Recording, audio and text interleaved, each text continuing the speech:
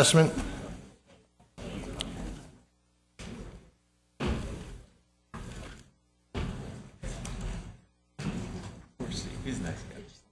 Good afternoon, Mr. Chair and members of the Commission. I'm Kiana Bess with the California State Association of Counties, here with my colleague Jennifer Whiting from the League of California Cities and Margot Yap from Nichols Consulting Engineers to present to you the findings of the 2012 California Statewide Local Streets and Roads Needs Assessment. This is the third iteration of the report, our third presentation before the Commission. The report looks at the condition of the local streets and roads network, current and anticipated funding, and future funding needs.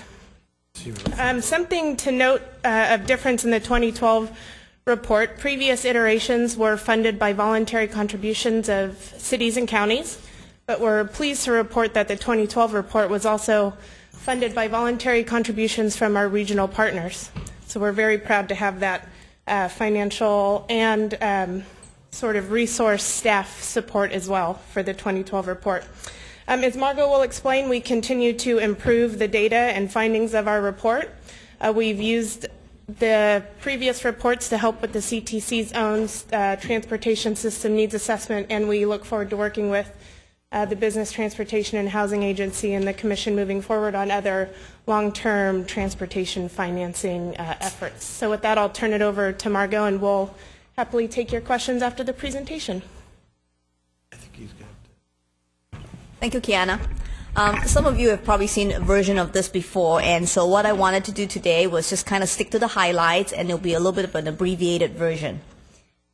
So the first thing is, of course, in the local transportation system, what we're concerned with is pretty much everything within the public right-of-way, which in the for cities and counties is almost from building phase to building phase, because we've got the sidewalks, we have to worry about the bicyclists, about pedestrians, we've got storm drains, we've got signs, we've got signals, street lights. These are all the components that are included in local transportation system. And so in our study, in trying to review all the different needs there, I wanted to also recap sort of what are we trying to do, and these are the questions that we tried to answer in our report. You know, how are things statewide for all the 540 cities and counties? How much does it cost? Do we have enough money? If we don't have enough money, what is that shortfall? And then very importantly, I think what the League and CSAC and the regional RTPAs wanted to know was what is the impact of the different funding scenarios? And some of the information may be familiar to you from before. But I wanted to point out about 2 or 3 new things that we got out of this year's assessment, the 2012 assessment. The first is we wanted to get a good handle on the sustainable practices. And by sustainable practices, what we meant was technologies and methodologies that cities and counties were employing and using to either reduce greenhouse gas emissions, to be more cost effective, to recycle. And so I wanted to share with you some of those information. Complete streets is something that was mentioned earlier this morning in some of the a couple of the presentations, which I think you're all familiar with. But the other part that I felt was that should be highlighted in this report are the bridges, the local bridges, and we have tremendous amount of data and what the impacts on those bridges are. So let's look at pavements first. And the first thing is everyone wants to know, how good or bad are pavements. And the statewide average is about 66 right now. And 66 sort of kind of looks like this. And for those of you who aren't pavement engineers, you may say, well, that doesn't really look too bad. It looks smooth, there's no potholes, cars can drive on it. So why should I, as a pavement engineer, be concerned? And the reason is because if we look at this curve, the white line represents the pavement deterioration. And 66 is right on sort of the edge of that very steep deterioration, the edge of a cliff, if you will. The other part that is important is that if you look at the numbers on the left-hand side, those represent the maintenance dollars associated with different levels of condition. So if you had a street that was in the green condition, it would be on average $2 to $4.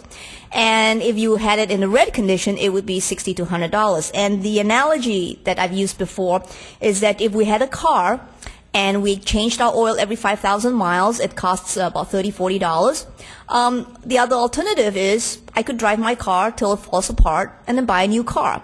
And so naturally the more cost-effective approach is to change your oil regularly. And the same thing with pavements. We want to try and maintain it and preserve it while it's still good and not let it fall apart and then try to replace it.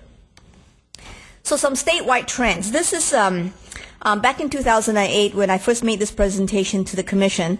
You can see that almost a third of the California counties were green. And green is in the good to excellent condition. And the blues are what I call at risk. And then the red counties are, of course, the ones that are in poor.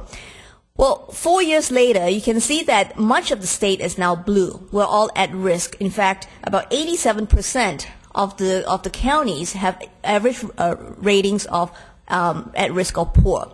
You'll also see that the number of red counties has actually grown as well.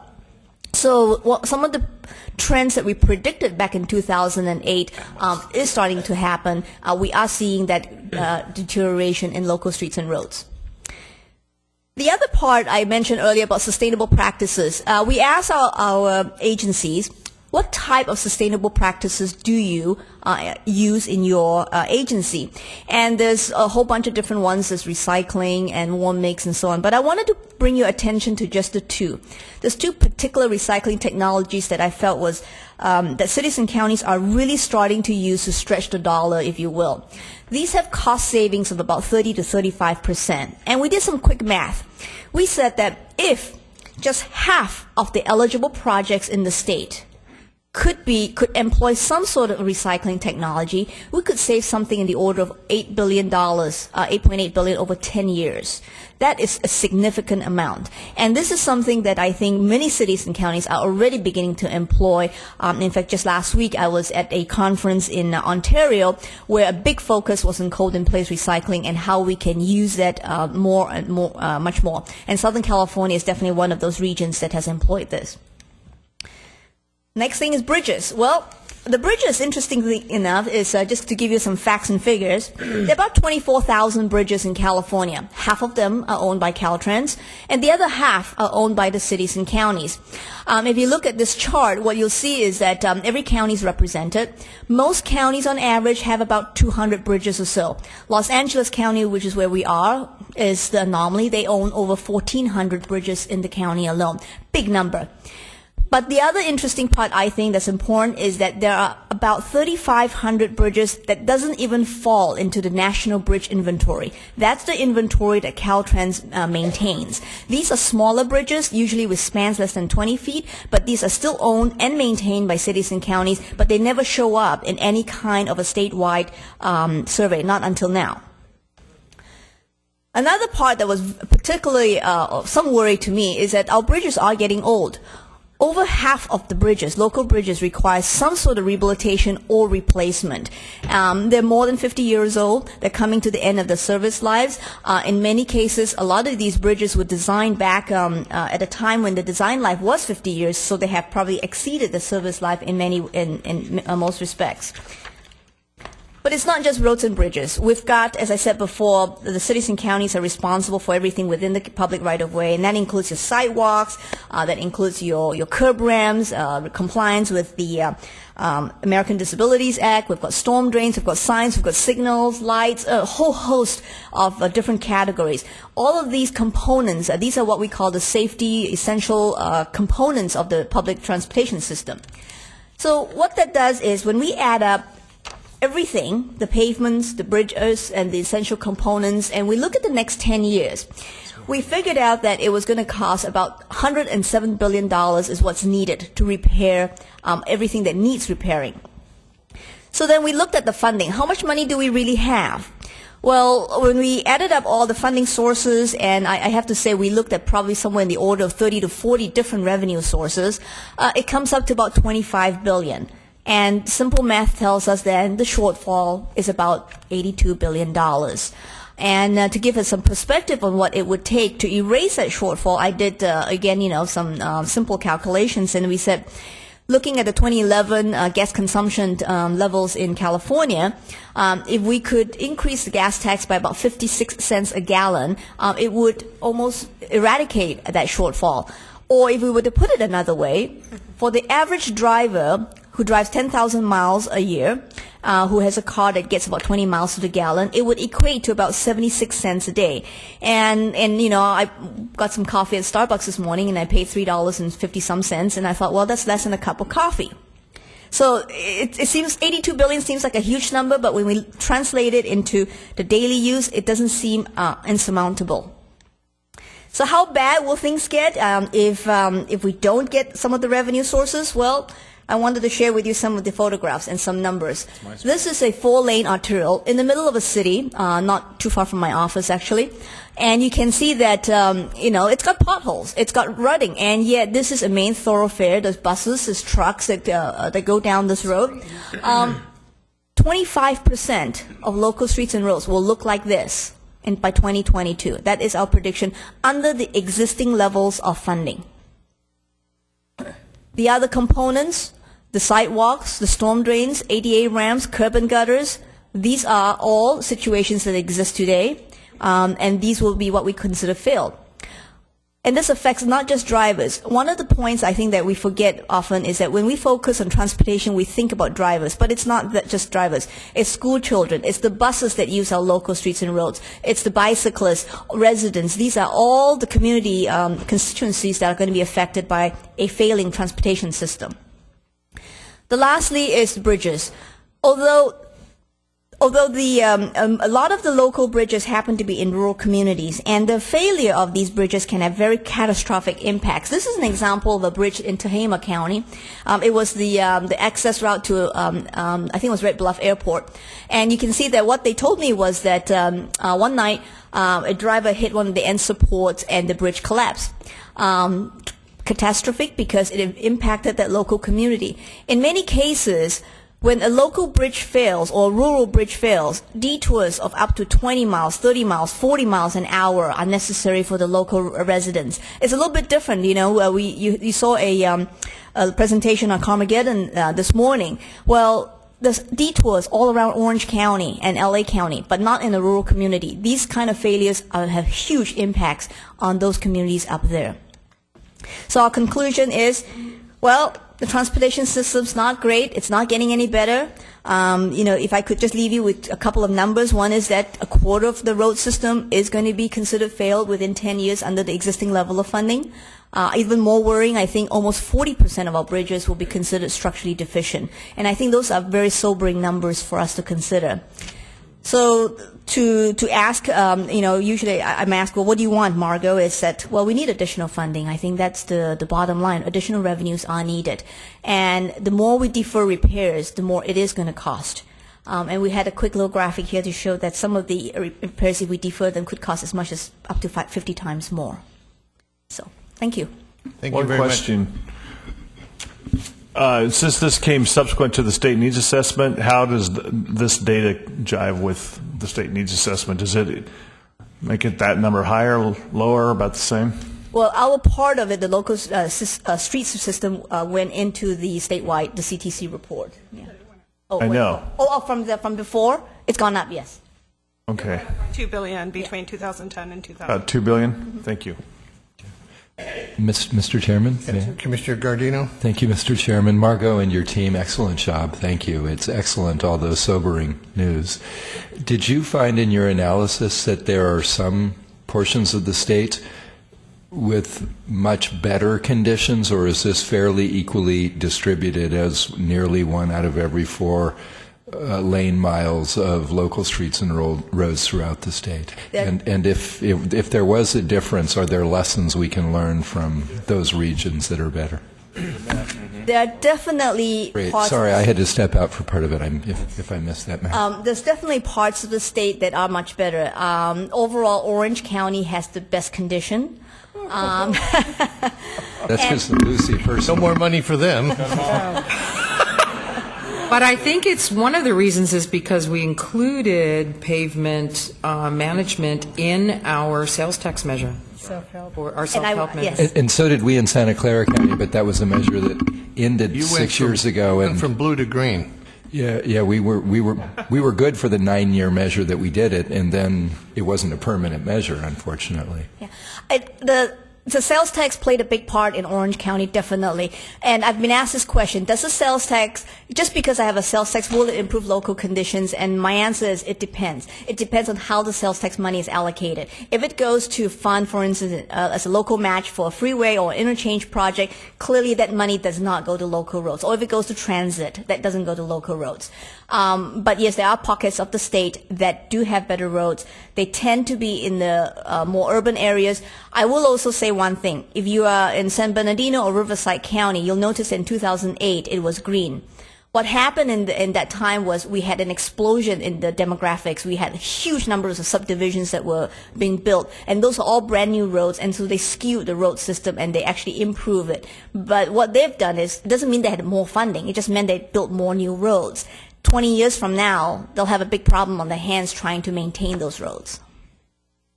Thank you. Let me ask you one quick question, because you're preaching to the choir here in terms of the need for more funding. Have you guys made a presentation before the Assembly Transportation Committee or the Senate Transportation Committee? Yeah, why don't you guys? We did have a presentation in the Capitol 3 weeks ago for both. We actually invited everybody in the legislature. Unfortunately, no members attended the briefing. Yeah. We had a very small showing of staff. They were key staff, and we appreciate their support. We're now taking the time to go around and have individual meetings. I think you need to get a hold of legislators. Janet Dawson in the Assembly Trans Committee and Kerry Cornwall. Yes, and they actually hosted. Because you hosted guys the really meeting. need, preaching to us, we agree with you, but we don't have the legislative power to, Right. to wave our wand and give you the money. But I think more and more the legislature needs to hear this story. Well, these are some of the same folks that have voted to take your HUDA money, as I recall. Yes, I think your recollection is correct. Commissioner Farmer? A comment. When we did the needs assessment and we had talked about doing a rollout, which we didn't do. But I think there's a component of this about going to the press. And if there's any interest with the folks that you're working with in your coalition, I'm sure there are people on this commission who'd be happy to stand up with you and talk about this issue. And I think we can bring other organizations that are closely aligned. I just think we have to keep talking about this. I think this infrastructure crisis is like the silent thing that's coming. And what people see, particularly in this county and in Orange County, a lot of cranes, a lot of bulldozers, a lot of stuff happening. We have a lot of money to build new stuff, which we need to do, but we can't maintain it. And that's the real crisis that's going to hit us, in addition to the fact that we still need to do ongoing new projects. So just a thought, if you're looking for someone to stand up with you and Yeah, thank you very much for the offer. We actually did hire a media consultant for this round and did a lot more outreach than we have in the last 2 cycles. We will definitely take you up on your offer. That's something we're trying to amp up in our organizations also. Thank you again for a great presentation. very good. Okay, we're going to move back to item number 20, work group update. Brian? Sure, and this is really, in some ways, a continuation of the item we just finished. The governor's January budget charged the agency secretary with convening a work group consisting of state and local transportation stakeholders to refine the transportation infrastructure needs assessment that the CTC published in 2011, and to explore long-term pay-as-you-go funding options, and evaluate the most appropriate level of government to deliver high-priority investments to meet the state's infrastructure needs. So this work group effort really does follow on what the CTC's done, and I think through agreement with the CTC, we working closely with you and your staff. We have Andre Boutros on our committee, and Susan Branson, and really is in our staff group that's developing this. We have about 50 people that we've asked to join the overall work group, and that Those members are posted on the BTNH website. We really tried to be inclusive, as is our charge here, but certainly the stakeholders in transportation are very, very broad, and I'm sure we didn't include everyone that would want to be part of that, and that's part of the reason we're reporting at CTC meetings as well, just to make sure everyone's aware of our efforts and what we're talking about. Our kickoff meeting was on April 9th. We went over the range of issues, just really asked for some broad feedback. We've broken into now what might be considered really 5 subgroups. Among the work group that is the 50 folks, we've splitting into a highway group, a rail and mass transit group, a local roads group, and a active transportation group. Our first highway meeting was last week, and we're actually having our rail meeting Wednesday, and we're going to talk about local roads on Monday of next week. We're also going to use the expertise in the Freight Advisory Committee to inform us on freight issues. So we really think, in a sense, we have five subgroups working on these efforts right now. And really the first round of meetings we're in the middle of. We're going through the current status of the system. On the highway, for example, we talked about the state of pavement, state of bridges, looked at some of the other issues, the operation, the O in the shop, and what we might be able to look at there as the highest priorities. Also, work group members, of course, brought up different capacity priorities, and talked a little bit about things like HOV gap closures and things like that were a priority of several members. So the again, we're still in the initial phases. Each subgroup we think will meet at least twice. But that's our status now, and happy to answer any questions. Brian? Keep up the good work. Thank you. We'll go to item 21, LA Metro Express Lanes presentation.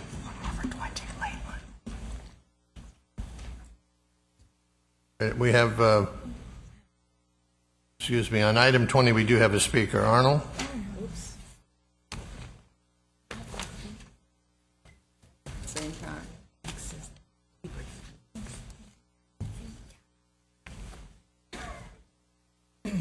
Yes, thank you. Good afternoon. Arnold Sachs. And just so you know, LA City Council is quite an experience. But your working groups for transportation that you're going to involve in creating infrastructure, my concerns are what working groups you'll look to get advice from in LA County. Metro, in its wisdom, offered a Measure R program for infrastructure that would raise $1.333 billion over the next 40 years. Their Budget and Finance Committee report from November 18, 2009, and this is from their agenda, item 21, mentions their fiscal year actual revenue was $620 million. That was the year prior to Measure R going into effect.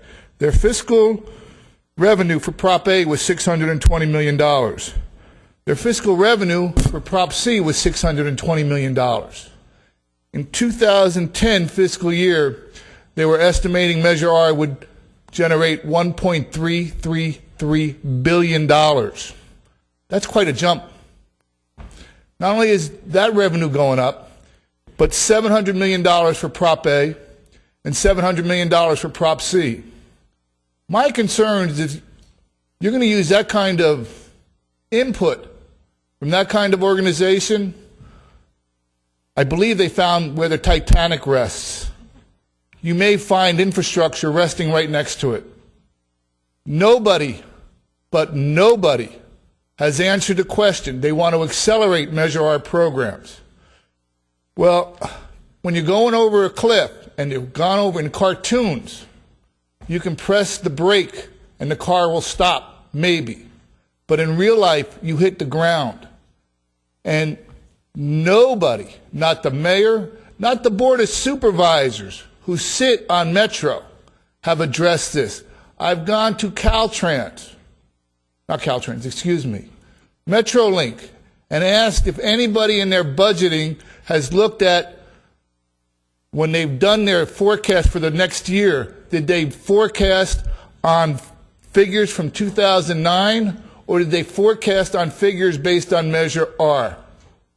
Arnold, what's this have to do with item 20, which you wanted to speak on? You're talking about using groups to help you plan infrastructure and infrastructure projects throughout the state of California. And I believe, I'm almost positive, you would get input from Metro on what projects need to be discussed. There was trains, light rail, highway projects in LA. Take up a major portion of funding in the state of California. And my concerns... We developed, we developed a needs assessment study that's available at the CTC offices. I suggest you read that, and you'll understand what the committee's trying to do here. Okay, and I appreciate that. You're not familiar with the needs assessment, and you're getting a little off subject. So, but I'll give you one more minute. My concerns with your needs assessment would involve input from that agency. You would get input throughout the state from different transit agencies, and Metro would be one of them. Where it came from. And if this is the way they forecast their budgets, then what are they telling you as far as needs assessment for their projects? If you're not looking at this factual document, which is available from Metro, and you're believing smoke and mirrors, which is available from Metro, where does that leave the public as far as not needs assessment, but the bottom line? Your time's up. Thank you. Okay, well, moving on to item 21. A report from Metro. Good afternoon. My name is Stephanie Wiggins. I'm Executive Officer with Metro in charge of our Congestion Reduction Initiative, and I'm going to give you a brief update on our innovative Express Lanes project that the Commission has had a role in. Just to remind the Commission, high occupancy toll lanes or hot lanes are not only prevalent in California, there are 5 of them in operation, or 5 counties have them in operation, but across the country they continue to grow, and even more are planned. Entities, agencies, they're looking for additional financing opportunities to help address their infrastructure needs. And just to remind the Commission about the critical role you've played in Metro's innovative project is both with conveying hot lane feasibility and eligibility for tolling. In summer of 2008, that was critical because it led us, was a precursor to us actually receiving legislation signed into law later that year. And then in spring of 2010, conveying design build authority for us. And while Mr. Doherty mentioned they're in the middle of their assessment, I will say for our project, the ability for the Commission to convey design build authority was critical. Not only did we save a minimum of 6 months on our schedule, it saved $210 million because the design bid build delivery approach would not have met our federal grant requirement for delivering this project. So we're appreciative of that. We completed our project on schedule with 0 time loss injuries, and that's very important when you're constructing major facilities on an active freeway, which we did. So the goal with the program is really to improve person throughput, move more people, not more vehicles. It's the first hot lanes or express lanes as they're branded in Los Angeles County. We converted 2 existing carpool lane corridors. The north-south corridor is the 110 Harbor Freeway from Adams Boulevard to Alameda Street, Adams Boulevard to the 91 Freeway. It's 11 miles in length. The east-west corridor is the 10 San Bernardino Freeway from Alameda to the 605 Freeway. What's unique about our project conversion from those across the country, with the exception of Atlanta and Miami, is when we converted our carpool lanes, we also require carpoolers to register.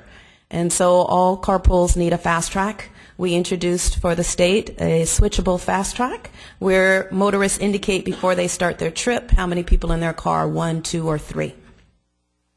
We also implemented a carpool loyalty program based upon market research from carpoolers.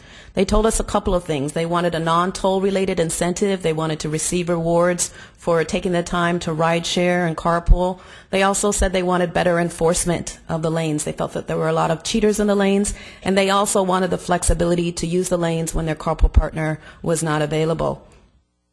We also implemented, the first of its kind in the country, an equity plan for low-income commuters.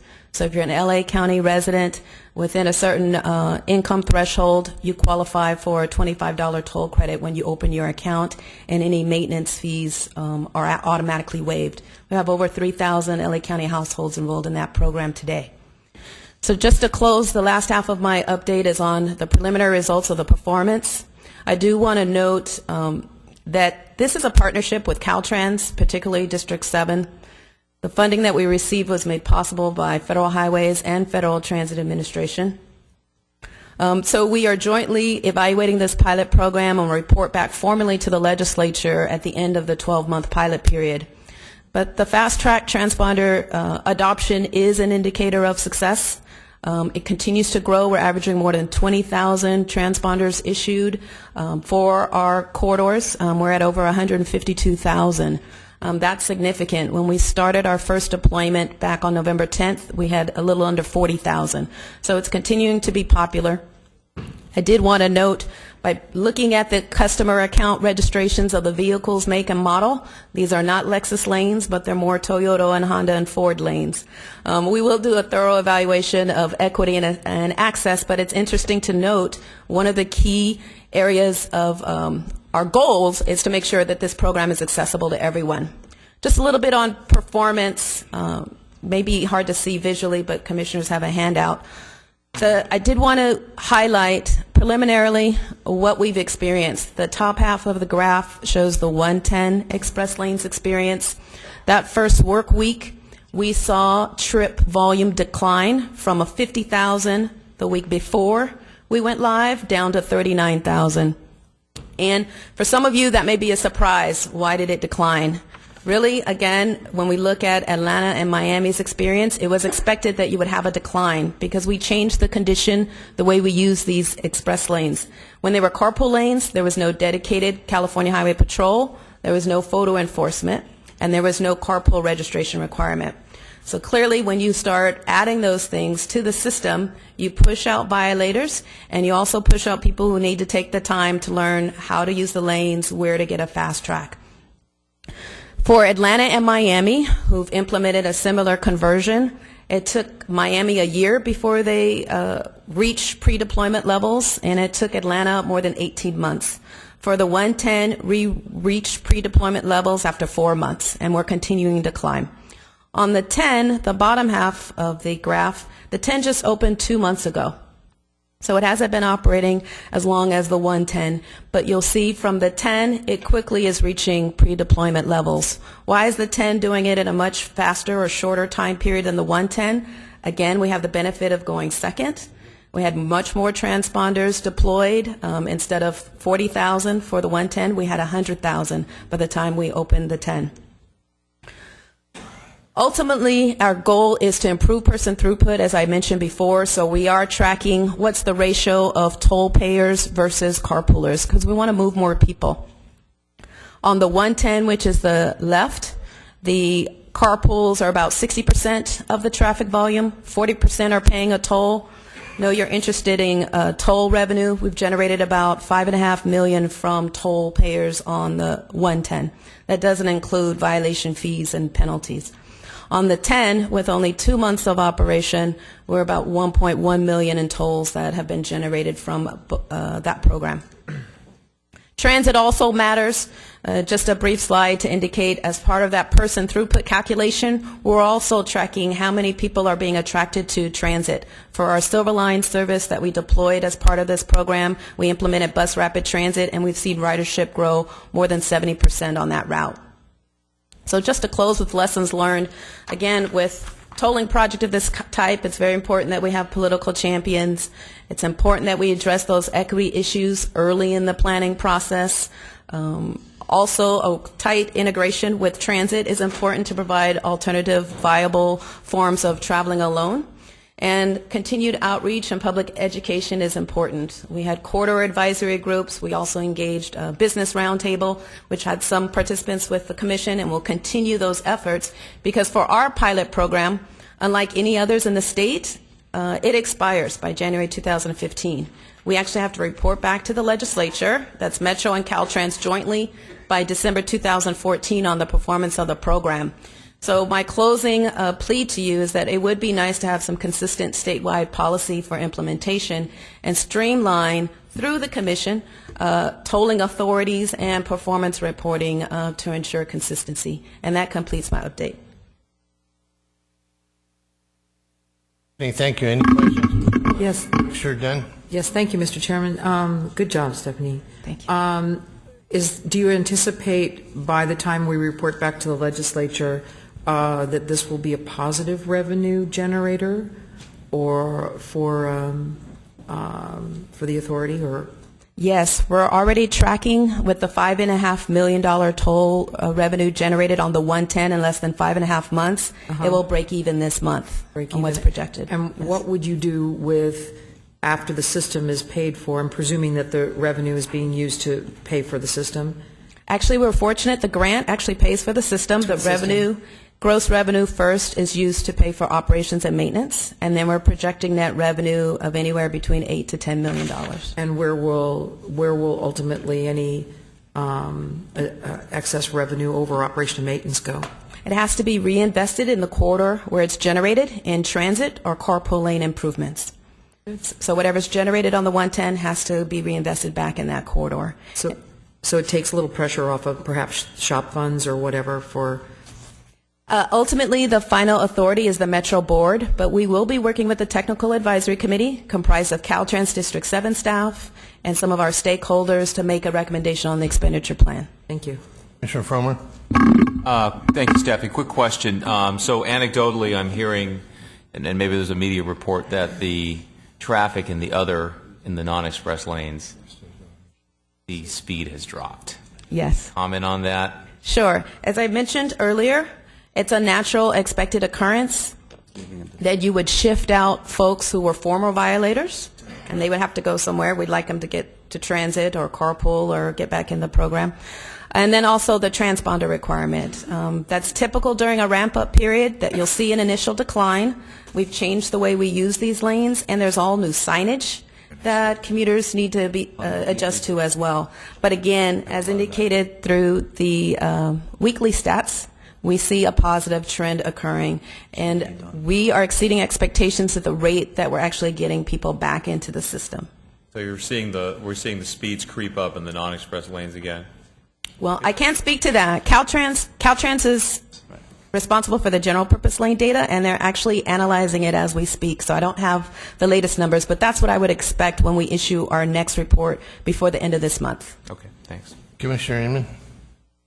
Stephanie, I was recently in Florida in a rental car, and as a transportation advocate, it was amusing to me that I paid $15 for the use of the transponder, and my toll charge came to a whopping 75 cents. So I don't know what discussions you all are having with your peers across the United States, but it seems like business has stepped in, find a need and fill it. Folks need the transponders. But are you having any discussions around that? Well, MAP 21 actually included an unfunded mandate that we go to national interoperability, which means your fast-track transponder in California will work in Florida. So there are discussions in the industry about achieving interoperability, which is going to be a challenge. Dealing with rental car companies, in Miami or Florida, it's a little bit different because typically you don't have a carpool discount, and they really do something that's called pay by plate, and they even don't like transponders. But we are working with our rental car companies to try to make it more seamless for their commuters, but actually the national interoperability discussion will help make that more flexible. Okay. One last question, Mr. Chair. One more, I promise. Are you planning any other express lanes? Right now, the Commission has authorized as a public-private partnership potential project. Actually, it's a joint initiative with Caltrans, and we'll have to actually come to the commission for formal approval. But we're looking at I-5 North, building that new facility as an express lane, and we're also studying potential feasibility on other routes, but no definitive, firm answer on any other route. Thank you, Stephanie. Thank you. We do have one speaker again, Mr. Sachs. I'm going to give you 1 minute. This is an informational item that we had, so if you could just add a few comments. I can ask questions, certainly, sir. Just a couple of questions. The young lady who gave me a presentation mentioned 100,000 transponders for the I-10 corridor. Is that 100,000 for that and 40,000 or 60,000 for the I-110 for a total of 160? Or is the total between the two corridors 100,000? I think you best address that to LA Metro. This commission has no control over that. Well, sir, she mentioned it as information. So my question is, your staff was asking questions regarding the 110, the high occupancy revenue lanes. I'm just asking some more questions based on what I hear. You heard fast track transponders are going to be a nationwide program. This fast track program was a 2-year experimental program.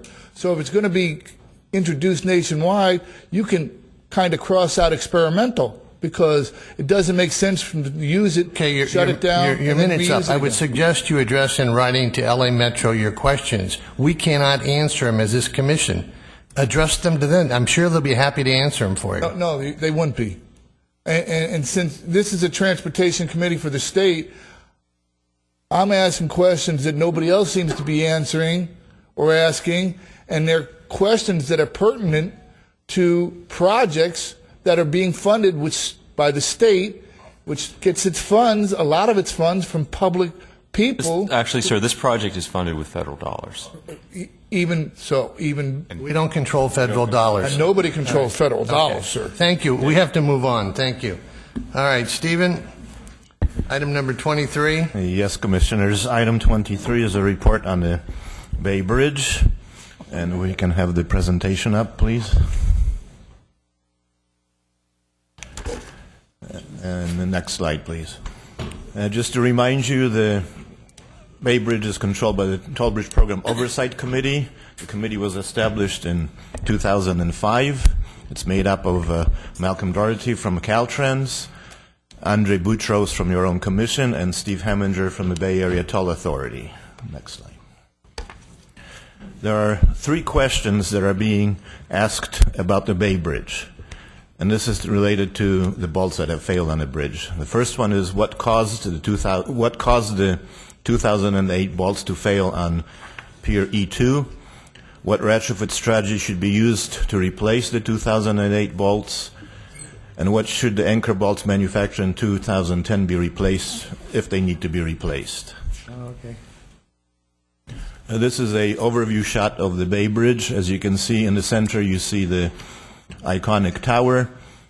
To the left, you see Pier E2, which basically is the end of the steel portion of the bridge and the start of the concrete portion of the skyway, and that's where most of the forces that are applied, majority of them from the cables and stuff, happen to be in that direction, and that's why we have high shear in those areas.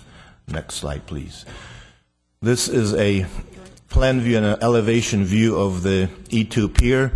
As you can see, we have identified things in red and in blue.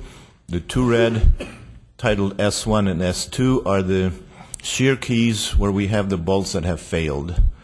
B1, B2, B3, and B4 are bearings where we have also rods, but they have not failed, and also S3 and S4. And these are also rods that have not failed, the ones in red. And what makes the ones in red distinct is they were manufactured in 2008, whereas the blue ones were manufactured in 2010. And the 2008 rods are actually embedded into the pier, whereas the blue ones go straight through the pier. So the embedded ones cannot be replaced, whereas the blue ones can be readily replaced if necessary. Next slide, please.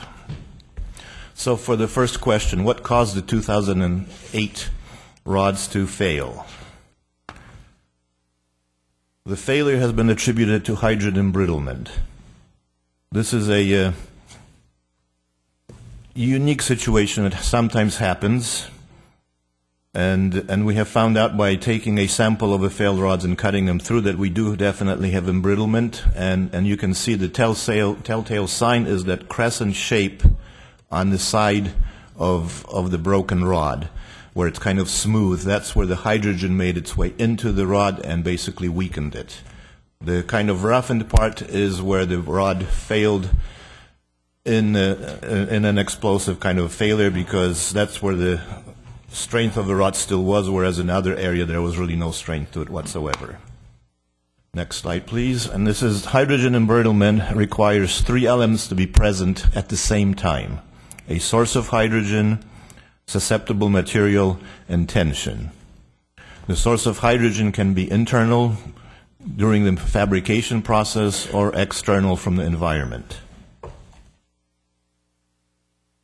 Next slide. Here you see a typical view of the hydrogen embrittlement as it's magnified. You see the pie-shaped wedge is a cutout of the steel rod, and you can see at the upper part is what it should look like.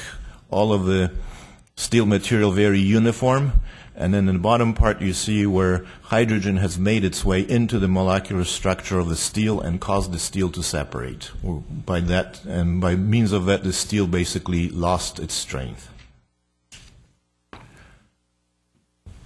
When the 2008 rods were tensioned, we noticed that they started failing about day 3 after tensioning, and they failed through day 14 when we detensioned the rods. They could have kept on failing after that, but we don't know because they were detensioned at that point in time. We had a problem. We had 32 rods out of 98 that had failed. A third of the rods had failed, so we knew there was a problem there.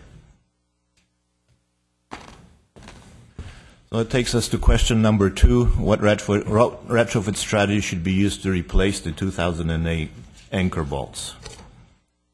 Option 1, what we are examining, is a steel collar, and you can see in green is the actual shear key itself, and in purple is the steel that we will be laying around the shear key, and then the purple would be attached to the concrete, which is represented by the big gray area, most likely with bolts or pre-stressed tendons that would be cored through the concrete.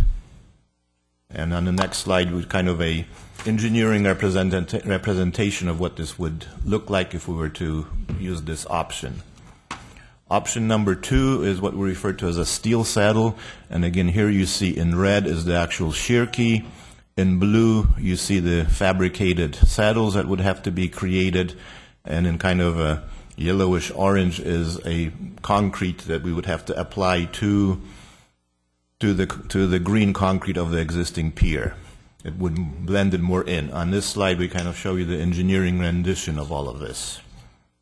Right now, my money is running on option number 2, and probably tomorrow, the Program Oversight Committee will be announcing which option they will be choosing. As additional information, the contractor has already placed the steel order for both options, so they can hit the ground running.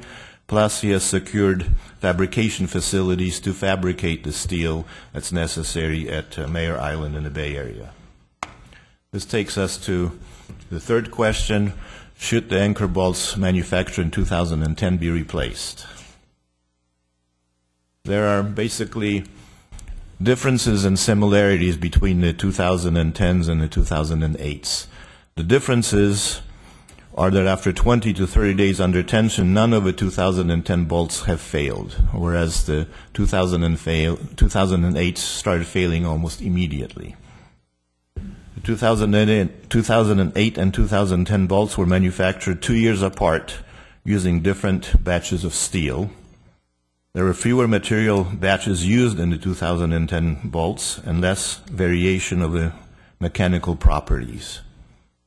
And the 2010 bolts are not embedded in the Pier 2 cap. Ongoing and metallurgical analysis are revealing important additional differences, and there's going to be a metallurgical report probably issued tomorrow or day after tomorrow. It will go further into the metallurgy of the 2008 bolts. Now, as for the similarities, both the 2008 and 2010 bolts originated from the same principal supplier. Both sets of bolts were manufactured to the same specification, including galvanization. Both sets of bolts have been tightened to the same relatively high tension level. And both sets are exhibiting similar mechanical properties, but the 2010 bolts are marginally more ductile, which is an important distinction for these bolts. Here we have a table that shows you what are the mechanical properties, and if I'll draw your attention to the line that says 2000 average and 2010 average, as you can see, and especially at the very right-hand side, where we do hardness, which has a lot of influence on the hydrogen embrittlement, you will see the 2008s are about 36.8 or 37.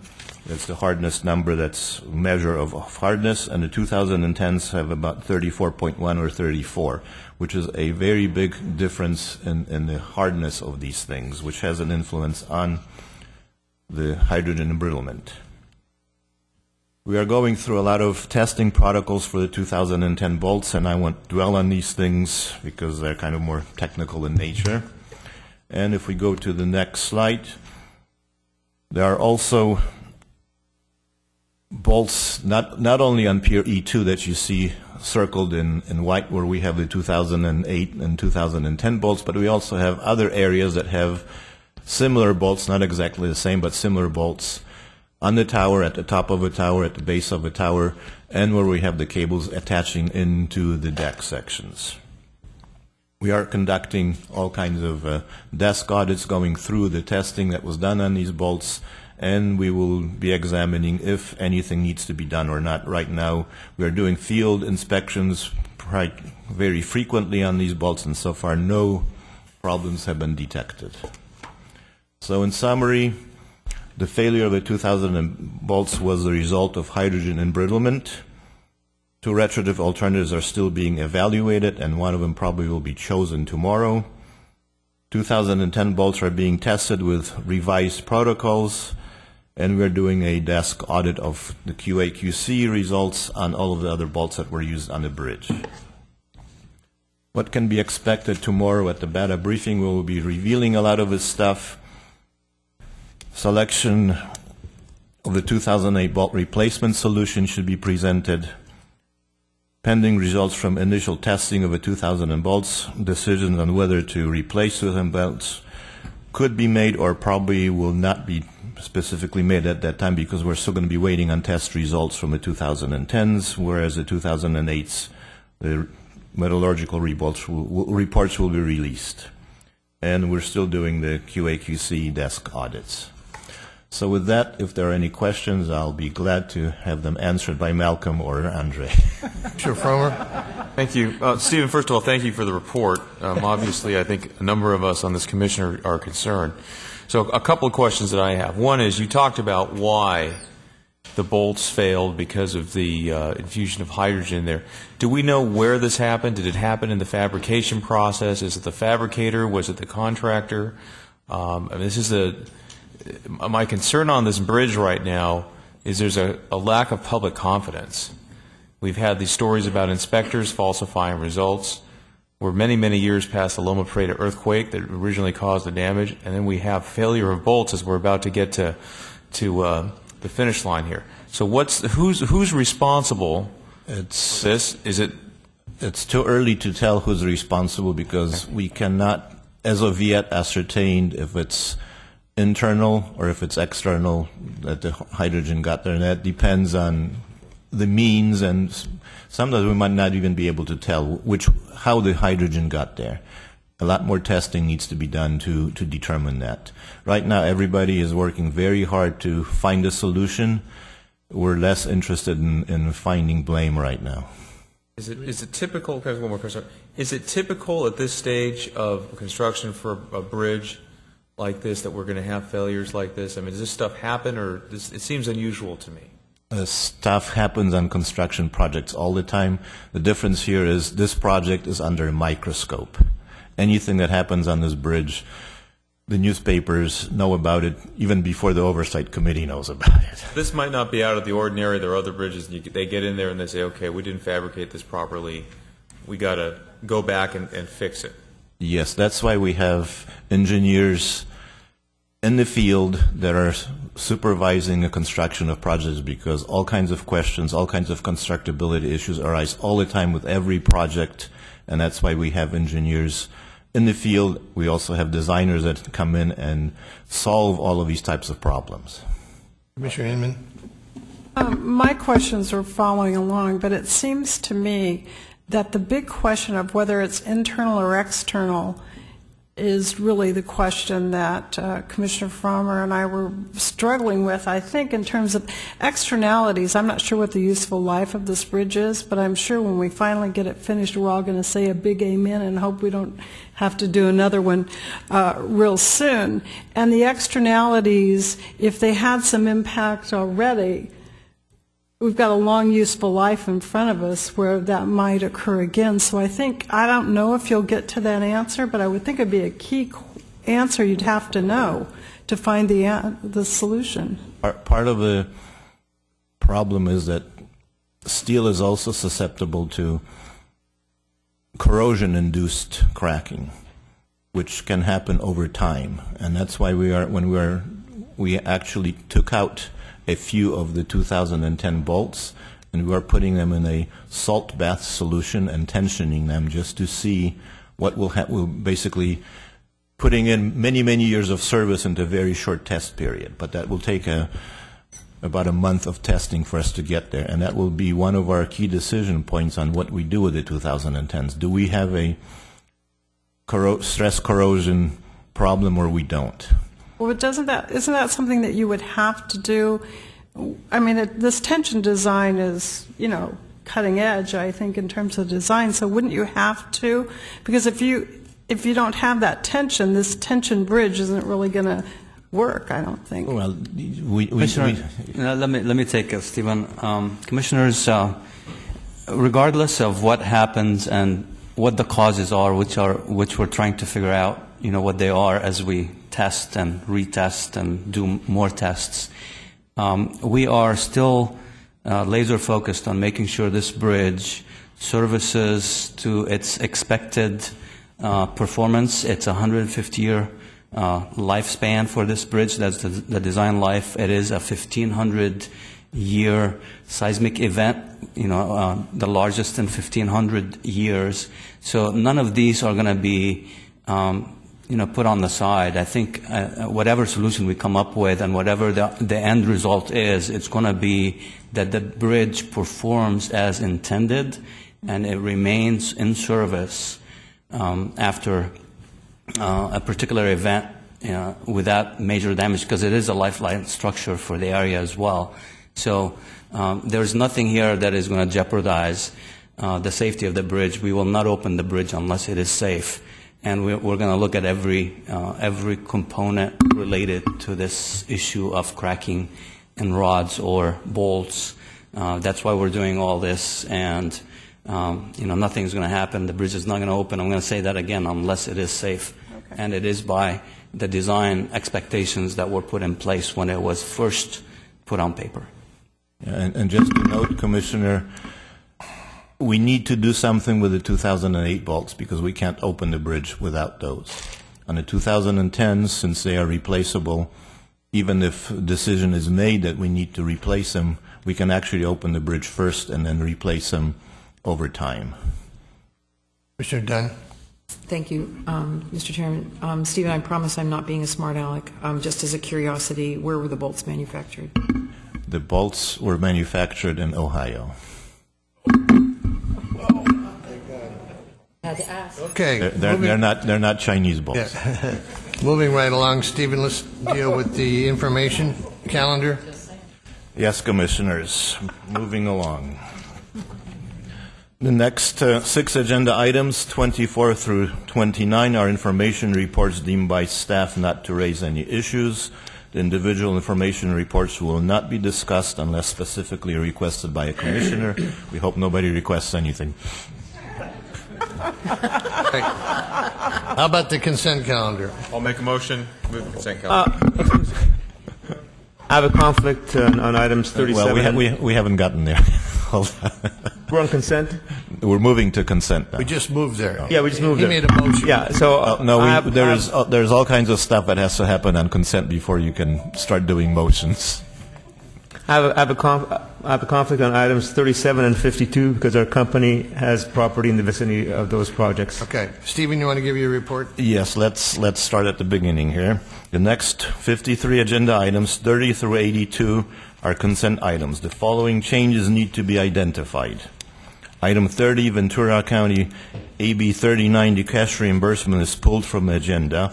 Also, item 32, a STIP amendment is pulled from the agenda. Items 37 and 52 are pulled from the consent calendar at the request of Commissioner Simi, who has to recuse himself, and action on these 2 items will be taken up after the consent calendar.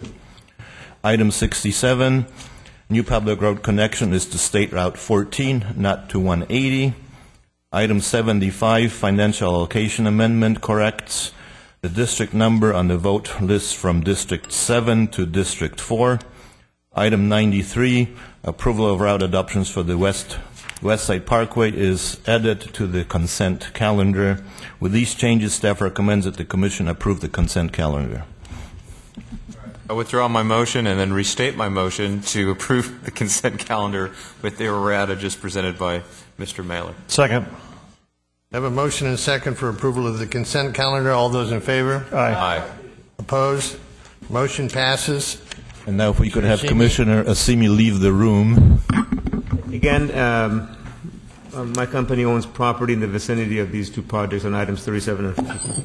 We know.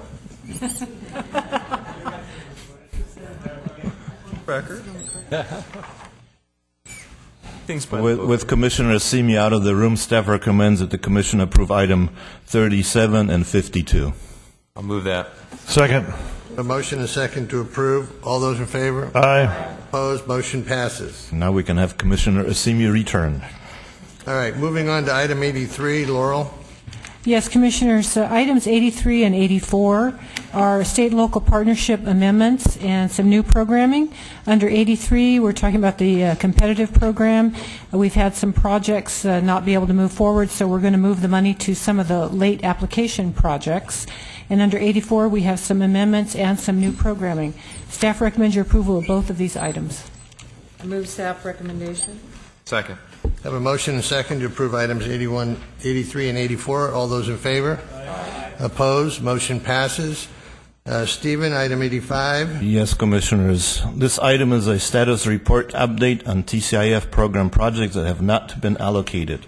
29 projects are on the list. 12 projects are up for allocations on this Commission agenda. Unfortunately, 4 projects cannot be voted because of Buy America issues. So, Vince, here are your first casualties. These 4 projects are ready to go, except for new Buy America requirements on utility relocations.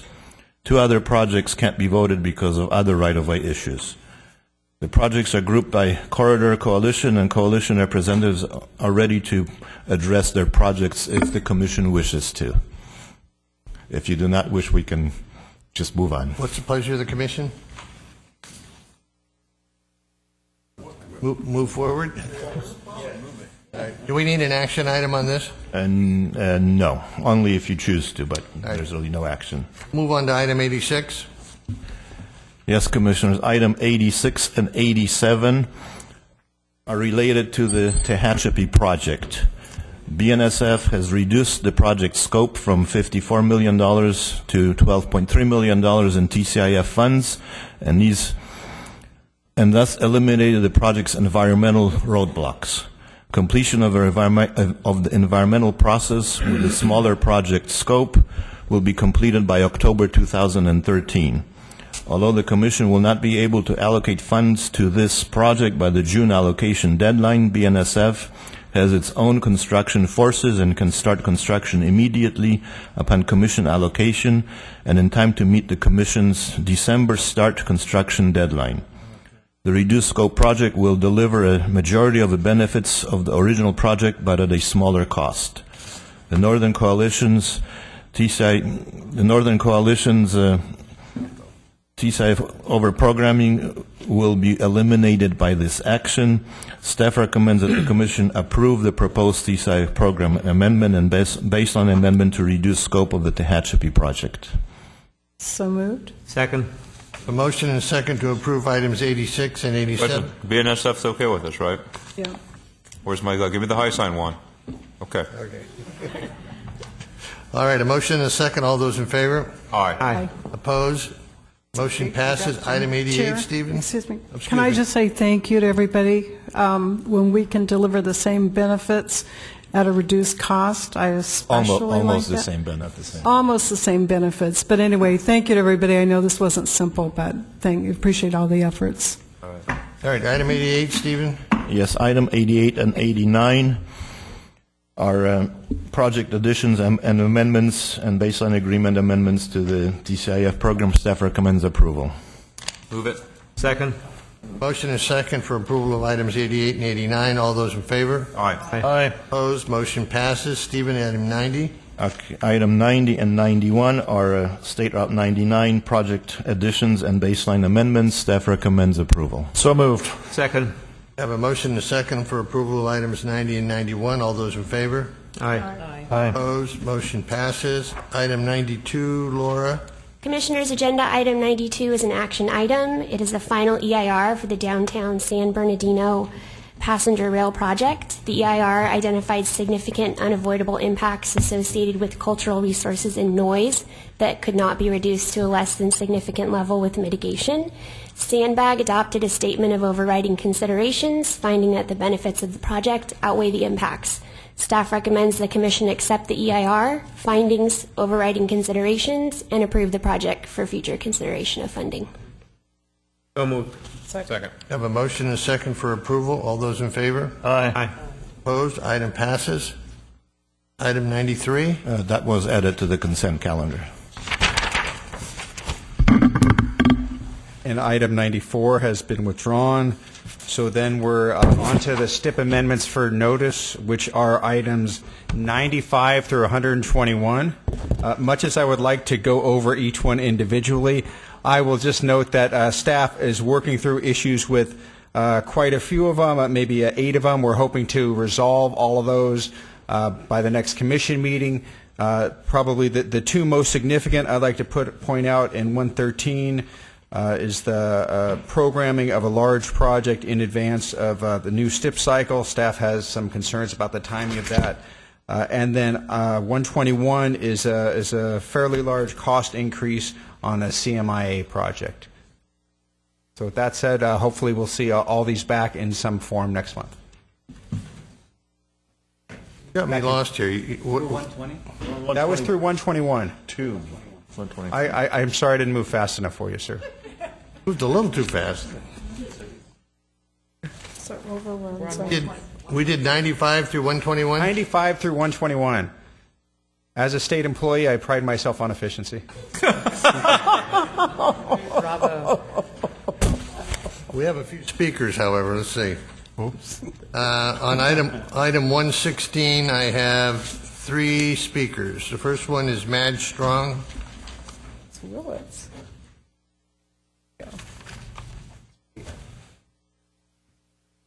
Good afternoon. I'm Madge Strong. I'm a city council person in the city of Willits.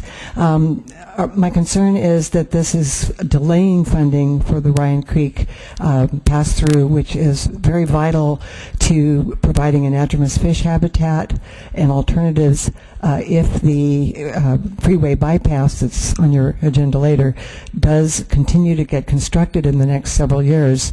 That alternative of the Ryan Creek access for fish is very, very important. So delaying it by 2 years would mean there's no alternative for fish habitat during that period. So I don't know the timing of it, why it was delayed by 2 years, but it seems to me if the construction is going ahead in the Willits Bypass project, and even if it doesn't, the Ryan Creek project is very important for the fish habitat. We have the longest run of coho salmon habitat in the state of California, in our area, and those fish are very important to us and to the state. Charlie, can you come down and answer that? 116. Yes, good afternoon. I'll try to be brief. I'm Charlie Fielder, District 1 Director for Caltrans on the North Coast. And this is one of the mitigation projects that Caltrans is bringing forward for the Willits Bypass project. It's a mitigation that we need to be doing. It's a commitment that we made with the California Department of Fish and Wildlife. And the delaying of this for 2 years is to put it in sync with some of the other projects along that water course that are being done by the local agencies and property owners with Fish and Wildlife. Fish and Wildlife is in support of this change here. We'll be able to better synchronize the design that's being done at this location with the other ones so that we can make sure we have the proper elevations and measurements in place. We are committed to doing this work, and we're trying to put it in better sync with the other improvements that are being done along this creek. Okay, thank you, Charlie. The next speaker is Judy Burtis.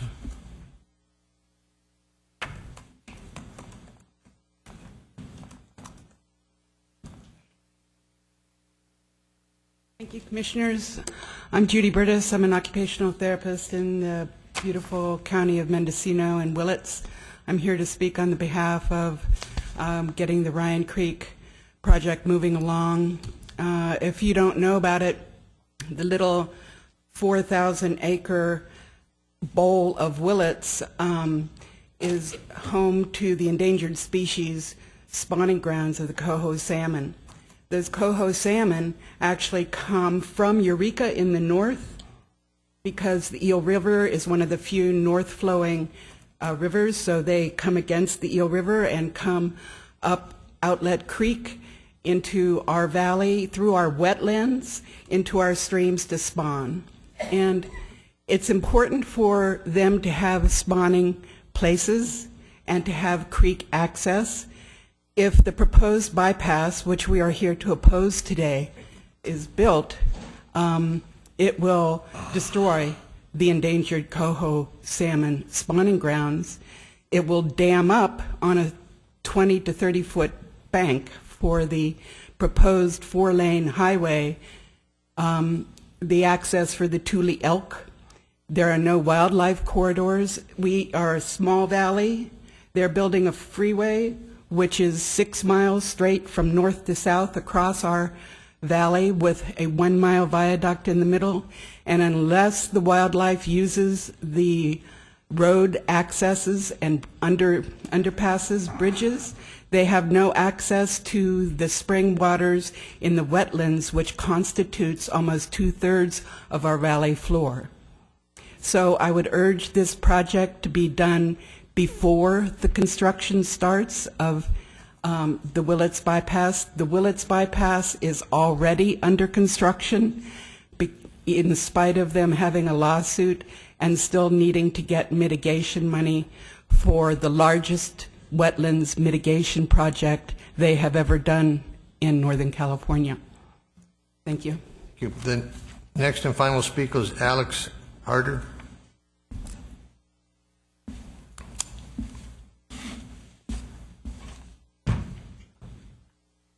I'm a resident of Mendocino County, also in Willits, and the main point about mitigation I want to make is that as much as you try to do it, you can't mitigate for damage you shouldn't have done in the first place as part of another project which is already underfunded and is largely going to be paid through bond money. It's up to $500 million ultimately, this potential Willits project, but it's not actually benefiting any of the environment, let alone the community. So ultimately, at least you should fund this construction or, of lack of destruction.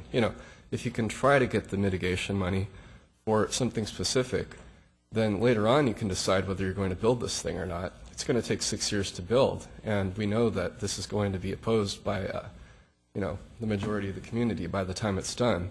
So ultimately, you might want to consider if you have a good solution here for the wildlife beyond the human animals, because they don't vote, but we try to. We came here from there because we support our friends who can't speak, and they're not going to get our money unless we can give them some before we just destroy our natural resources here. Thank you. Okay, we have a motion and a second, I believe. Information. Excuse me. Okay. Next meeting. Next month, yeah. 122. Yes, Commissioners. In the spirit of efficiency, we'll do 122 through 127 in one swoop. These are all TCI baseline agreement amendments, and staff recommends approval. So moved. Second. Motion and second to approve 122 through 127. All those in favor? Opposed? Motion passes. Commissioners, item 128 has been withdrawn. Items 129 through 131 there are 3 items to allocate SHOP funds, and staff recommends your approval of the 3 items. Staff recommendation. Second. I have one question. On 131, that's $3.2 million to do native plant vegetation. It seems like an awful lot of money. Thank you. You got to see that, though. They rebuilt the hillside. They did a lot of work on the. This is that Devil's Slide project. Oh, I've been there. It's colder than hell out there. Does that mean hell froze over there? Yeah. $3.2 million for native plant restoration. Okay. We have a motion and a second for approval of 129 through 131. All those in favor? Aye. Opposed? Motion passes.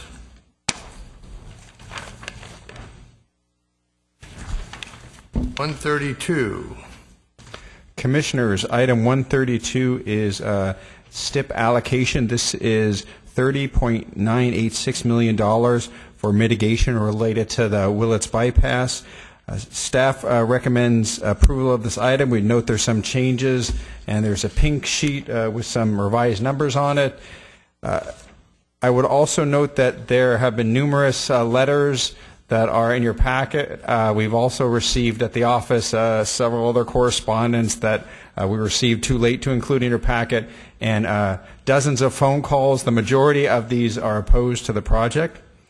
That said, we listened to what people were telling us, and we are recommending approval of this item. I would guess you have some public comment. Yes, we have, I think, the same set of speakers. Did you want, Madge, did you want to add anything else?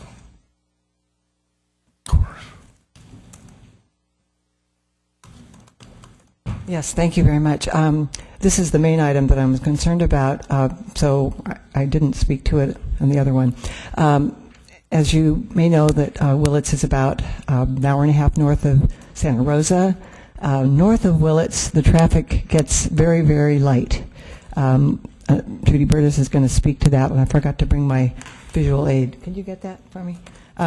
So just north of Willits, there's a video cam there, and the average daily traffic there is 8,000 vehicles a day, and actually probably a couple thousand of those vehicles are commuters back and forth from Laytonville, and local traffic using that. There's actually quite a few people that live in the hills in that area. So it isn't even 8,000 through traffic, interregional. 8,000 vehicles a day does not justify a 4-line freeway. That is, the proposed project is a 4-lane, almost I-5 style freeway. In fact, it is an I-5 style freeway. Having driven down here yesterday and noticing the traffic in this region, it seems to me there's a lot more traffic that needs to be carried and a lot more investment that needs to be made in those freeways that are already high volume. And the point that was made earlier about the maintenance problems and retrofitting bridges and all those things, the $210 million that's allocated for just phase one of this project it's only 2 operational lanes of the 4-lane freeway. Nobody expects that they're ever going to get the other 2 lanes going because the traffic doesn't justify it. So that's a huge price tag for carrying 6,000 to 8,000 vehicles a day, and I think you would agree that for a 6-mile stretch of freeway, that's a huge cost per vehicle or per mile, for that matter. The EIR that was done about 10 years ago rejected any 2-lane options that would have been more than adequate to handle the traffic. So we're left with and have been told consistently, you get a 4-lane freeway or you get nothing. Everyone in Willits certainly knows that we have a traffic jam there. That traffic jam has a number of solutions that are way less costly, way less environmentally damaging, and that would actually serve both the local community and the through traffic, again, without the kinds of impacts that are involved with this project. This project does absolutely nothing to serve the local community. It will harm our economy, and it will harm the city's cost-revenue balance, but it will not serve any of the traffic of the Willits community, which is the alternatives that would cost the state less would actually be much more desirable and appropriate. We, who are very active and involved in this community and are concerned about this freeway bypass, are totally committed to working with Caltrans to help find these other alternatives and get them going quickly. So we would really like to not throw good money after bad, not mitigate for a wetland damage that shouldn't happen in the first place. You can't really mitigate the destruction of the largest amount of wetlands in the state that's occurred in the last 50 years. The whole mitigation program is very iffy, to say the least, and it's just an unnecessary project. Why would you fund mitigation for something that you don't need to do in the first place? We really believe that if you have the courage to say no to this additional funding, it will delay the project. We know that. And that is what we think should happen. During that delay, we can sit down and look at the other options and do something much, much more intelligent, not wasting huge amounts of tax dollars, not putting a 6-mile wall through a very beautiful valley that's a tourist attraction. So it's kind of, this project is a lose-lose. The alternatives are win-win. And it's time to pull the plug on this project and not throw this additional money at it. Thank you very much. And as I said, I am a city council person. I'm not representing the official city position, but the community has really risen up. Thank you. Thank you. Judy, do you have anything else different to add? We're all very familiar with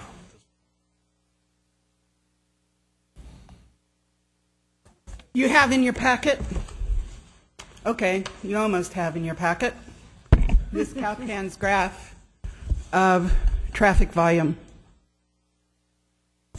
If you can see, here is Santa Rosa with about 100,000 vehicles per day. And down here is Willits, 8,000 vehicles a day, single digit 8,000 vehicles per day. The Willits Bypass Project is built on a foundation for a 4-lane freeway with a vehicle capacity of 40 to 80,000 vehicles a day. The phase one of that project, which is the two left-hand lanes, will have a capacity of 20 to 40,000 vehicles a day.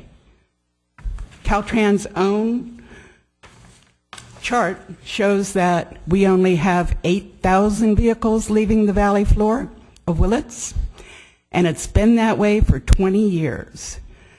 Caltrans, we think, has misrepresented the growth. Our valley is locked by mountains on 4 sides, wetlands in the north 2/3. The building possibilities are already built. There is no place to build new buildings in our small community of 5,000, 13,000 in the surrounding area. The road, the traffic capacity will not increase, despite what Caltrans says in its statements. Can you summarize quickly? We've been running a little late today, Judy. Yeah, we would like you not to fund this mitigation for the 87 acres of wetlands that will be drained and impacted by the 55,000 wick drains drilled 85 feet into our wetlands and spaced 5 feet apart at the 40-acre northern interchange. It's not okay. It will damage our water sources for our ranchers and our farmers in the valley and our water sources. I have a well. My well's 50 feet deep. Your pylons for the viaduct will go 100 feet into our wetlands. What's going to happen to my well water? So I urge you to reconsider. And besides this 4-lane behemoth that they are already constructing in our valley, it joins a 2-lane road when it ends, going up to Northern California. So it's a 4-lane behemoth that joins a 2-lane road that goes on up through the redwoods and the redwood This commission is very familiar with this. We voted on this before, so this isn't the first time we've heard these issues. It's different though. Now with global warming, the things that are important are... I don't want to get into a debate, Judy. If you have anything else to add, we have an additional speaker, Alex Harder. Yeah, please do not fund this mitigation. Alex, I hope you have something new to add. And it's not even going to serve the other communities that are larger than Willits that could have been attached. This project is not actually attached to anything in the county. It's basically not attached to Fort Bragg via the 20 highway. It's not actually going to be helping, the 38% in opposition in that whole region to this already. It's not that we don't want to use it, it's that we can't use this freeway, okay? And it's not a real road if it's not going to last or be funded or even be safe enough to drive on because it's not going to have any access points. I just learned there was a shoulder. I was happy. I was afraid there wasn't a shoulder. But unfortunately, I'm afraid they're not even going to keep it as safe as they want it to be. So I just wish that this could be defunded somewhat or consider the alternates that they've been working on for up to 60 years now. They've been trying to get back in touch with that Citizens Commission, and Caltrans has ignored. So thanks for your time again, and good luck. Thank you. Mr. Chair, I would like to offer a motion to accept staff recommendation. In doing so, I want to thank those who came down to speak. For those of us who've been on the commission for a while, we're quite familiar with this project. We've gone through many of these debates and arguments. I still distinctly remember the day that we took some of our key actions on this project, and a room that was this size was filled with people from Willits who were there to support the project and who basically cheered when we voted that project through. So there are a lot of people that are feeling differently about this project, and I make the motion that we approve staff recommendation. I'll second. I have a motion and a second to approve item 132. All those in favor? Aye. Opposed? Motion passes. Item 130, oh, excuse me. Well, I don't think you wanted to speak. Yeah. Thanks for the second. Phil, did you want to speak?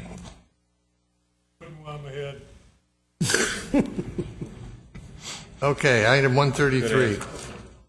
Commissioners, items 133 through 137 are STIP allocations. Staff recommends approval of these items. Second. I have a motion and a second to approve items 133 through 137. All those in favor? Aye. Opposed? Motion passes. Item 138. Item 138 is a financial allocation adjustment pursuant to Assembly Bill 608. This is a reduction of the original construction allocation by $215,000. Staff recommends approval of this item. So moved. Second. I have a motion and a second to approve item 138. All those in favor? Opposed? Motion passes. Item 139. Commissioners, item 139 is a request for supplemental funds. This request is for $2 million in STIP funds. This is for State Route 12, the Jameson Canyon widening, which is also a CMIA project. The main issue here had to do with the City of Napa water line. Staff recommends approval of this item. Move staff recommendation. Second. I'm going to vote for this, but I do have a problem with the way we contracted and designed this thing. Not to pick up these things and have a $2 million overrun. It seems like it's just sloppy design work and sloppy contracting. And I really would like, Malcolm, if you guys could start taking a look at some of your contracting methods here so that we could tie these things down a little bit better. Anyway. Second to approve. All those in favor? Aye. Opposed? Motion passes. Item 140. Item 140 is a request for supplemental funds. This is a request for $55,000 in SHOP funds for a project in Mendocino County to close out the construction contract. We're talking of instances in which something goes not as according to plan, that the Bay Bridge is much bigger with a much bigger number. This is an instance in which lightweight fill was used. The fill ended up being not strong enough, so they had to redo the work, and the result is they need another $55,000 to complete the project. Staff recommends approval. I have a motion and a second for approval of item 140. All those in favor? Aye. Opposed? Motion passes. Item 141. Yes, Commissioners. Item 141 is a allocation of funds to the Route 99 project that was amended into the program and whose baseline agreement you approved earlier on the agenda. Staff recommends approval.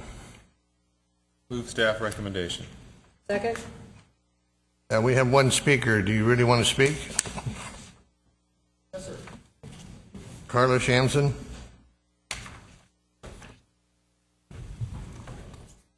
Thank you, Mr. Chairman, members of the Commission. Very brief statement, just acknowledgement of the Prop 1B bond program. In addition to this project, you also had 4 agenda items regarding award savings. And in Stanislaus County, we just recently had a groundbreaking for $37 million of award savings for the Kiernan Interchange project. And we're hoping that with the support of the Commission, we can continue to move dirt in the Stanislaus region for our next priority project, which is the Pallandale Interchange project. I know you've heard me say this before. It's been ready since June 2012.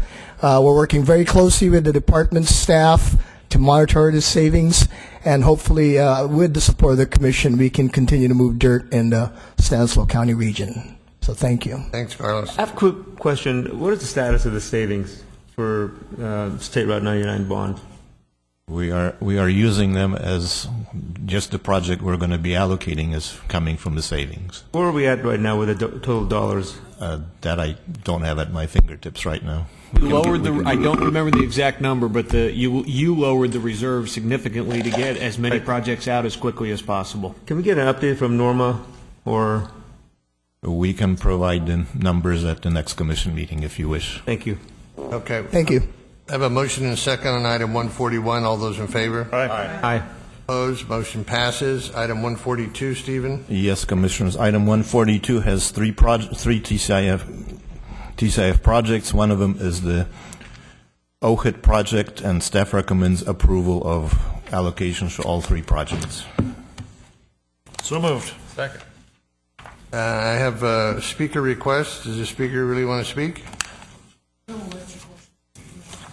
Okay. I have a motion in section for approval. All those. This is Tagami's project? Oh. I'm going to wait have a some minute. questions. Yeah. Could we wait till the end of the agenda? All right. I have a motion and a second for approval of staff recommendation, item 142. All those in favor? Aye. All those opposed? Motion passes. I have questions on a number of these pages in this document that was given to us. Should I save that for another meeting? Yeah, you better. Have them back for future. If they, I'll leave 9 here, so if they want to take it. You can carry them on the plane with you, Phil. Item 143. Yes, Commissioners. Item 143 is 6 projects. Unfortunately, 3 of these projects we cannot allocate at this point in time because of a Buy America issue. Staff recommends that you approve project number 1,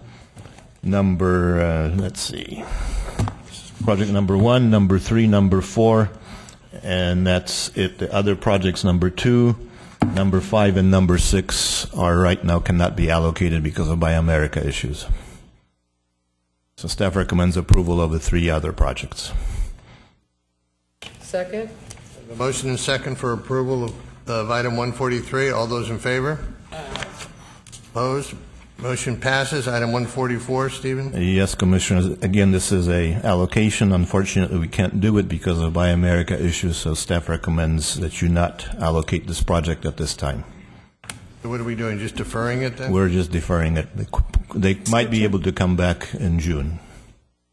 I hope so. 145? And takes us to item 145. There are 2 projects here.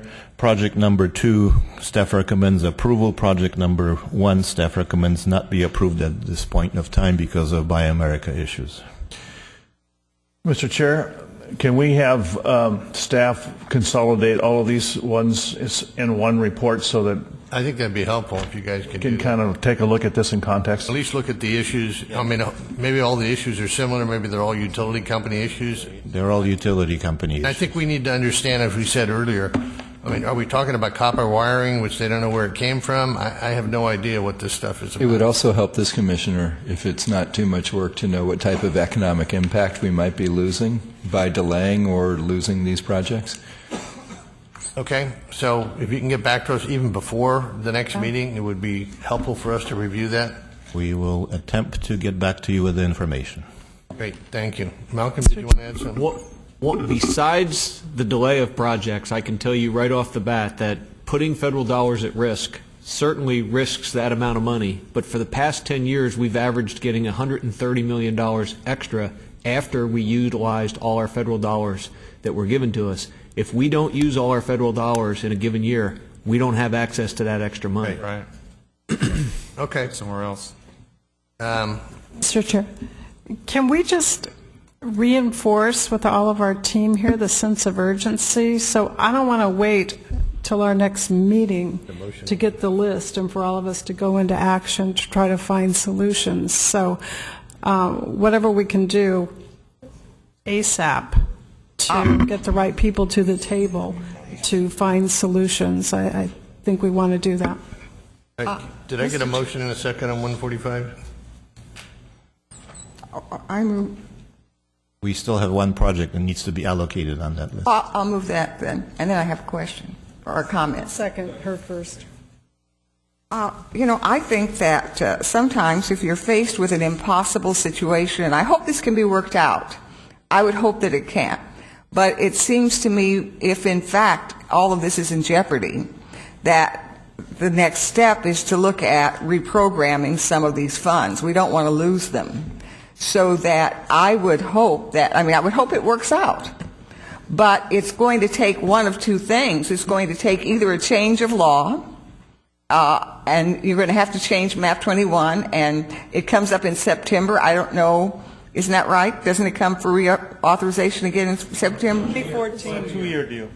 Next year. So it's here then. I mean, and we're going to have to do a couple of things. Now, if the utilities are saying that it's too much trouble for them to go back through their inventory and identify when they acquired some of these things, then we're going to have some cooperation from them to go through what is a very tedious and difficult thing for them to do.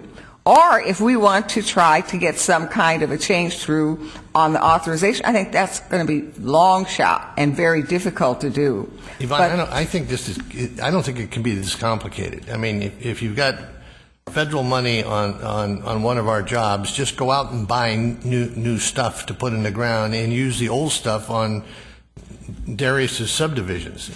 You know. Right. Well, Federal apparently they don't dollars want to make involved in that. that, I assure you. Any federal dollars on your homes? No, I don't think so.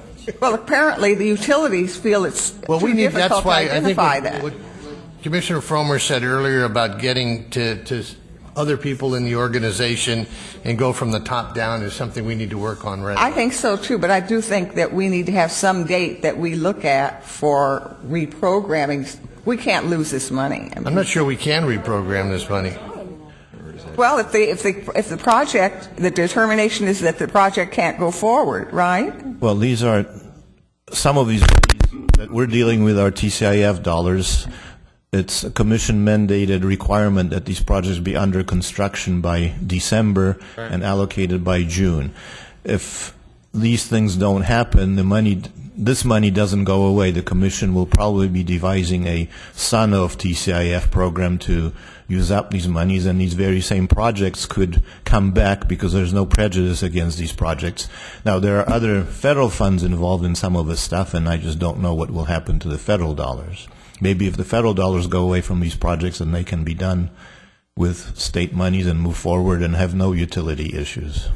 But if it's a utility issue and it's a federal issue, doesn't it mean that solves, if you solve those federal dollars, you can't go to another one that has the same issues, but you'd have to find one that does. If you use no federal dollars on these projects, then you don't have a Buy America issue. No, that's not what I'm saying. What I was saying is that if you do in fact transfer some of these funds, if these projects if we find there's no way to solve it, then you look at other use of these funds, probably some others that are on the list, that do not have federal issues, that they do not have a utility issue or they don't have an issue of where there's a Buy America issue, then can't you then use those funds? Yes, the regions will then reprioritize of how they want to use these monies and bring them back to the commission as the new son of program. I think very difficult, but it's worth I it. think it's difficult too, but I just hate to see us lose all this money.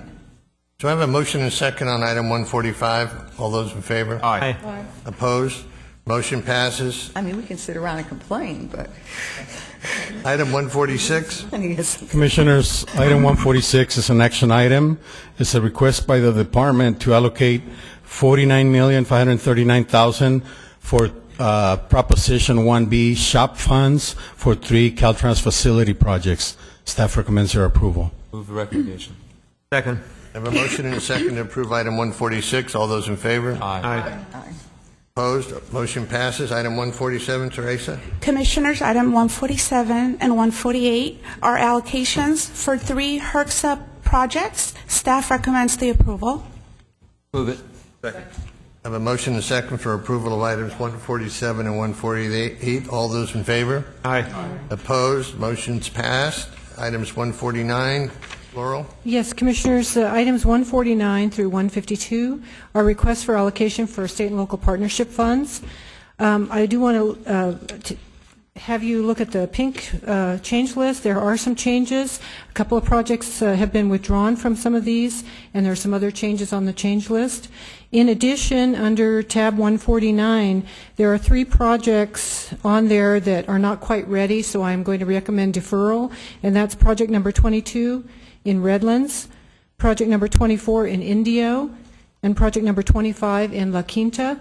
I'm recommending those be deferred until June. And with those changes, I would recommend your approval of these items. I move it. Second. I have a motion and second to approve items, 149 through 152. All those in favor? Aye. Aye. Mr. Chairman, I'd also just like to say in Agenda Item 150, Project 2, the BART vehicles, that's 60 BART vehicles for the BART extension into Silicon Valley that this commission has stood behind. So I just want to thank all of you. That project is 18 months ahead of schedule, $77 million under budget. Great. So those motions passed. Items 153. Commissioners, item 153 is a request to allocate $45,441,000 to LACMTA for the purchase of 78 light rail vehicles. Staff recommends your approval. So moved. Second. Motion and second to approve item 153. All those in favor? Aye. Opposed? Motion passes. Item 154. Item 154 is a request to allocate $3,148,000 to the Waterborne Transit Authority in the Bay Area for their 2013-14 operations. Staff recommends your approval. So moved. Second. Motion and second to approve item 154. All those in favor? Aye. Opposed? Motion passes. Item 155. Laurel? Yes, Commissioners, items 155 and 156 are requests to allocate Proposition 1A high-speed rail connectivity funds. I just want to note that under tab 156, these projects are being advanced. They were programmed out in future years, but since all the funds were appropriated this year, that's okay. So staff recommends your approval of these items. Move staff recommendation. Second. Motion and a second to approve items 155 and 156. All those in favor? Aye. Opposed? Motion passes. Items 157. Commissioners, is there a speaker for item 157? Yes. Okay. I'll take item 157 separate.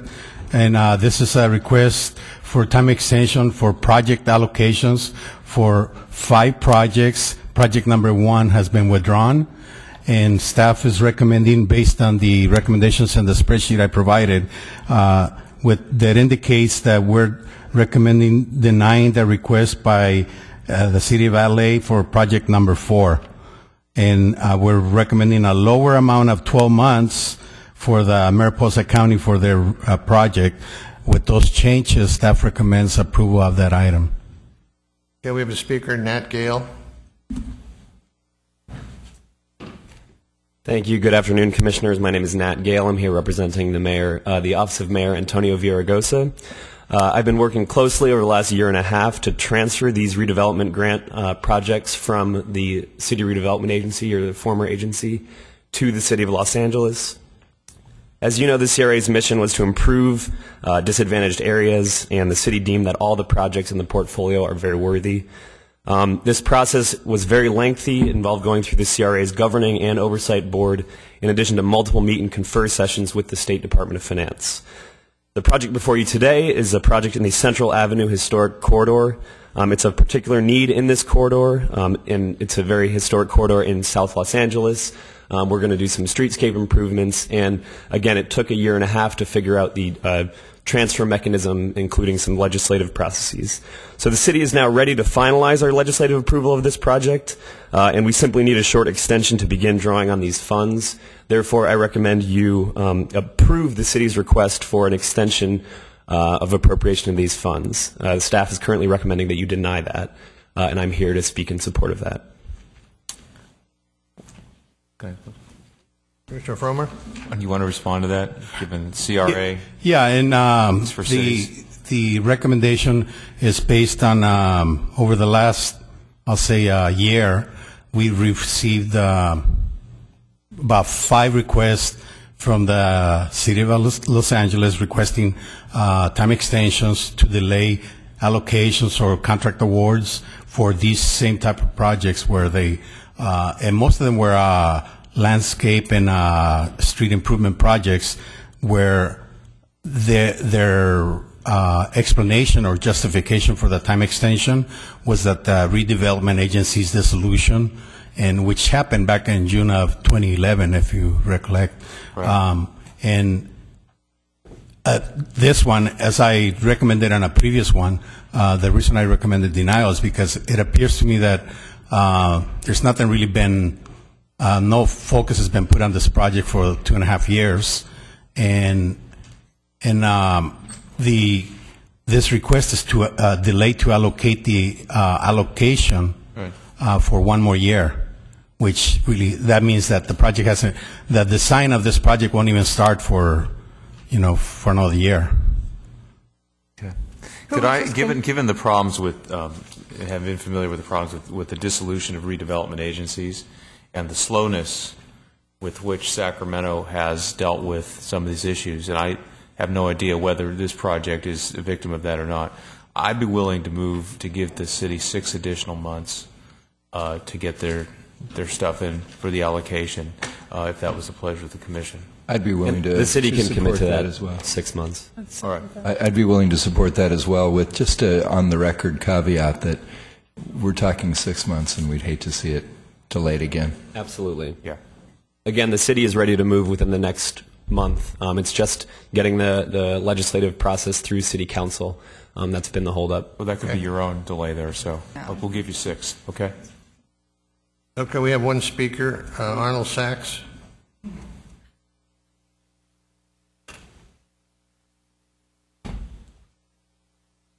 Thank you. Good afternoon, Arnold Sachs. Couple things. First of all, you're talking about CRA funding. I believe Metro just deobligated 26 projects, I'm almost positive, in February of this past year with 28 projects, $26 million of CRA funding allocated from the city of LA.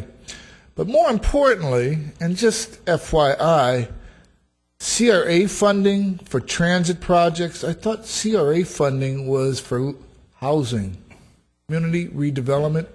Are you speaking on the time extension, Arnold? I'm speaking that's all we're talking about is extending the time. So if you have... You're extending the time for CRA, for funding, for the use of CRA funding, and in addition to when CRA funding was eliminated, part of the process involved there... We're extending the amount of time that the city can participate in a state funding program. For landscaping. For landscaping. We're not talking about their money. They're using our money. We're willing to give them a few more months to get ready to go to award on a contract. So it's state dollars. So what is the purpose of discussing CRA funding?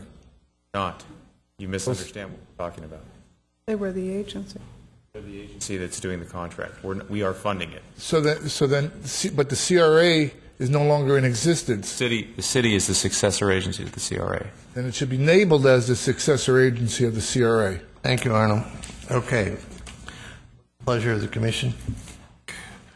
I support didn't you second it, Commissioner? So we're ready to vote, I think. Okay. All those in favor of the amended staff report? Aye. Opposed? Item passes. Item 157. No, it's a 6 months. 6 months, yeah. Extended. The staff recommended. Yeah, staff amends its recommendation for project number 4 from denied to 6 months extension. With that and the additional notes, that I mentioned before. Okay. Like we said, everything's fine. I recommend. Yeah. Okay. Thank you. Commissioners, that was item 157. Items 158 through 166 are all listed on the spreadsheet, and the staff recommendations as shown. I recommend your approval of all the items. So moved. Second. Motion and second to approve 158 through 166. All those in favor? Aye.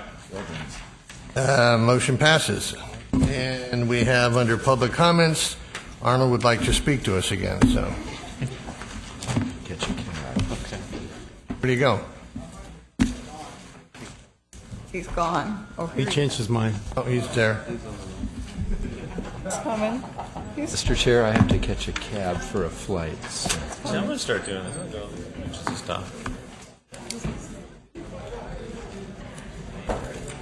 Yes, thank you. Good afternoon, Arnold Sachs. And I apologize. It's the first time I've been to this meeting, but I've been going to County Board of Supervisors meeting in the county and City Council meetings for over 6 years now.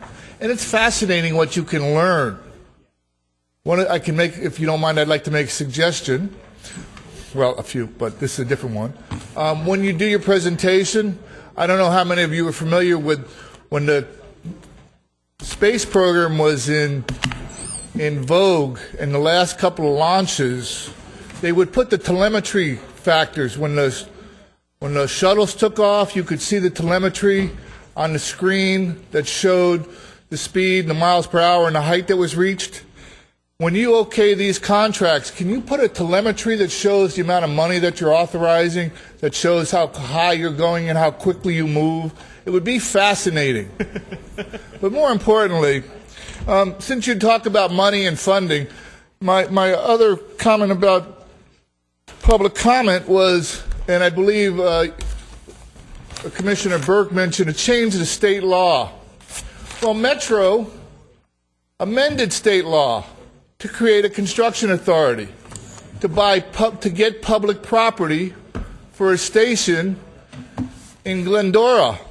And the item is listed, I hope I have the right, as a deed transfer in the county register's office. And it's transferred to the Los Angeles to Pasadena Metro Blue Line Construction Authority that was never created by state legislation, but it was created by amending state law. And questioning Metro ain't no big thing. Nothing but a chicken wing. Is there something you're requesting us to do, Arnold? So you know what? Knowledge is power. I agree with you. So I am. If you have a request of us or a statement you want to make that helps us in some form or fashion, but you're losing me. Well, not hard to do, by the way. I'm sorry? I'm saying... You're going to have one more minute, Arnold. It's fine. I appreciate the time. I'm just saying they're a major player. I'm going to move for adjournment. Transportation projects within this state. I will try to be more educated at the next meeting if I show up. But, like I said, this is my first time here. So they're a major player in requesting and allocating of funds and resources.